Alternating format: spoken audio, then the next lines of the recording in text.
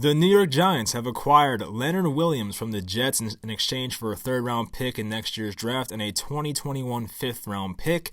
Very shocking move because the Jets and Giants have never made a trade. I mean, especially in my lifetime. But then I got a notification this is the first time it's ever happened. So I was like, wow, that's pretty shocking. So there were some rumors about this, and people were talking about maybe Leonard Williams going to the Giants.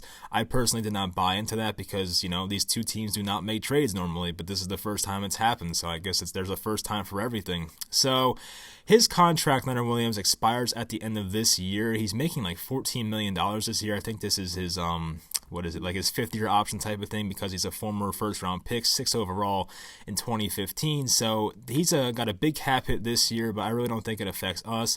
Him and Dexter Lawrence next to each other for the next 4 to 6 years is definitely intriguing in my mind. I love to hear that, and that could definitely be a great defensive line for the next as I said 4 to 6 years or something like that. So it's nice to have those two guys together. This move will put B.J. Hill on the bench most likely. I mean, B.J. Hill is going to play obviously at certain points, but he won't be considered a starter anymore, and Leonard Williams will take his spot. So right now, it's Leonard Williams, you have Dalvin Tomlinson at nose tackle, and then you have Dexter Lawrence at the other defensive end. So their defensive line is looking pretty good right now, and their run defense should be a lot better. Their linebackers are still an issue, obviously, and this one trade is not going to fix the entire Giants defense. Don't start thinking that. Don't start thinking just because they got Leonard Williams they're going to make the playoffs this year. That's not going to happen. But this move will help their defense ultimately, and it moves them in the right direction. I mean, there's still a lot to be done with this defense, especially in the offseason with free agency and the draft, and maybe even another trade in this trade deadline. We'll see what happens. But I mean, look, if you think this one trade is going to fix the whole defense, don't think that. It's going to help. It's going to help, though. Like, they're moving it in the right direction.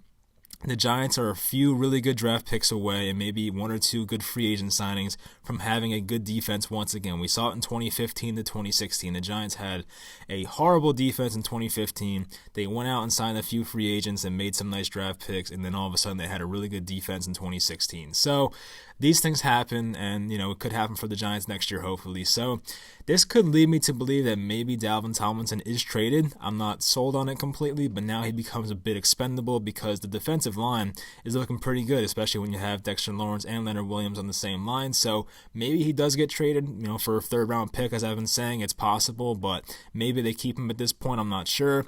I think, he'll have a good impact on this team, especially for the run game. I just made a highlight video for him, and he's really good against the run. His pass rushing moves aren't excellent, but he still can get to the quarterback pretty effectively. So, I mean, he's a decent pass rusher, I would say, but it's not his strength, though. So it definitely run stopping is his strength, and he has played in a 3-4 defense before, especially this year.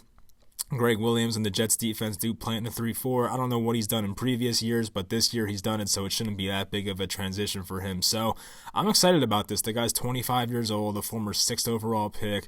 Coming out of college, it seemed like he was going to be like the no-brainer, like great NFL player. He hasn't entirely lived up to that yet, but maybe when he changes teams, maybe something just rejuvenates him and he turns into a great player all of a sudden. I mean, these things happen. I mean, we saw this is a comparison to a different sport, but when Justin Verlander was on the Tigers and then got traded to the Astros, turned into the old Justin Verlander and just turned into a much better player. So these things happen. You never know, but I'm excited about this. I think it's a pretty good move for the most part. You're only surrendering a 3rd-round pick and a 5th-round pick in the future, so I mean, it's not the worst thing in the world. Leonard Williams is still an above-average player. I would say a pretty good player in the NFL, so hopefully this will help our defense. And one day if this defense becomes elite, which is the goal, obviously, hopefully next year this is an elite defense, he will be a big piece of it. So that's basically what you have to look forward to. So we're not done building this defense yet. This one move's not going to change everything, as I said. There's a lot to be done in the offseason and through the draft, and if Gettleman can nail that, then they might have a good defense next year. And don't forget about Ryan Conley coming back next year and stuff like that. So the Giants could have a good defense next year. I'm not sold yet, and we'll see what happens in the offseason, but it's a step in the right direction. I think as Giant fans, we should be excited.